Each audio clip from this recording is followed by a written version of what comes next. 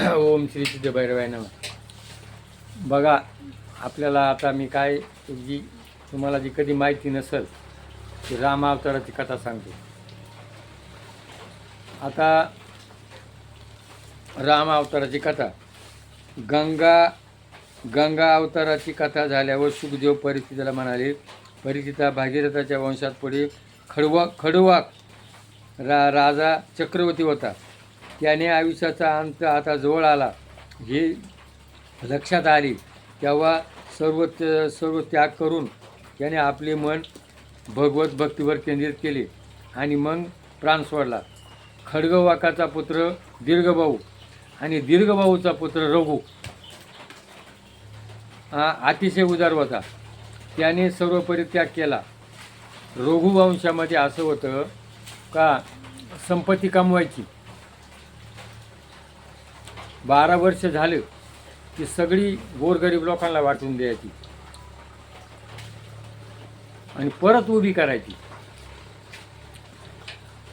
आता हे मोठमोठे मंत्री लोक पैसा कमीतात आणि मग तो लपवाया करता ईडी म्हणजे पक्षांतर, सत्ताधारी पक्षात गेला का ती लपली जाती.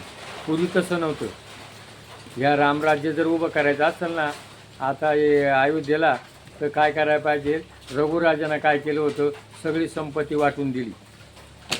संपत्ती वाटून दिल्यानंतर द्यायचा असा रघुराजा होता. रघुचा पुत्र आज आणि आजाचा पुत्र राजा दशरथ. तिथे रामाची परंपरा जुनी आहे. म्हणजे पहिल्या लोकांनी किती त्याग केलेला आहे आणि त्या त्यागाच्या पोटी राम जन्म झाला. राजा दशरथ पूर्वजनी एक ब्राह्मण होता. त्याचा नित्यनेम होता, तो 1000 तुळशीची पानं दररोज विष्णूला वायाचा. त्याचं वय झालं 85, तरी त्यानं काही नियम सोडला नाही. तो आजारी होता. पण पूर्वी काय होतं, आजारपण जरी आलं तरी त्याचा नित्यनेम ते टाळीत नव्हते.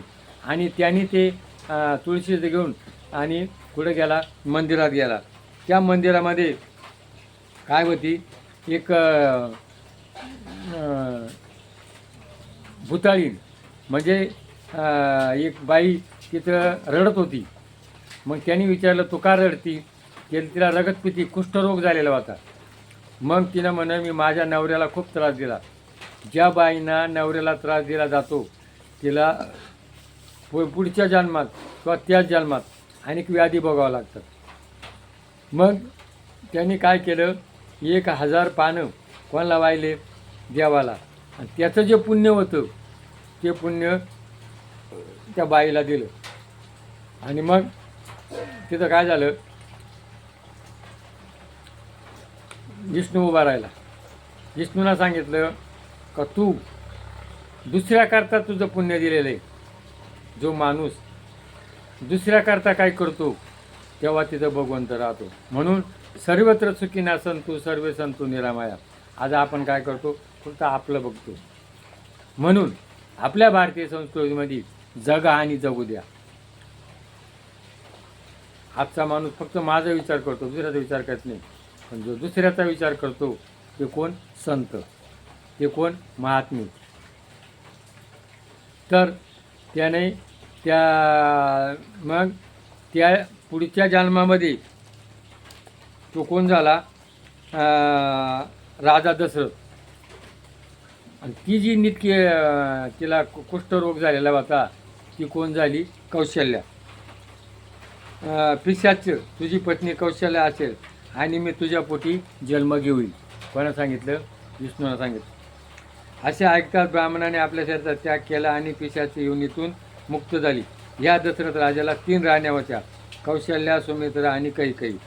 कौशल्या दशरथ राजा आणि त्याची 3 राण्या दुःखी होत्या. त्यांना संतान नव्हते.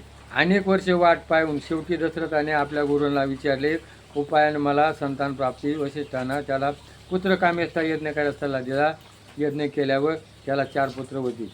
वशिष्ठांवर राजाने पुष्टकामेष्टा यज्ञ केला, सफल झाला आणि यज्ञकुंडातून तेजस्वी यज्ञाचा प्रगट झाला.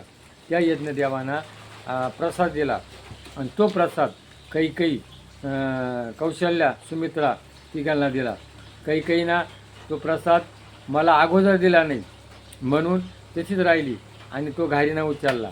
तो घारीनं उचलल्यानंतर तो अंजनीच्या हातात जाऊन पडला आणि हनुमंताचा जन्म झाला. आणि मग या दोघींनी अर्धा अर्धा भाग करून आणि त्या कौशल्याला दिला.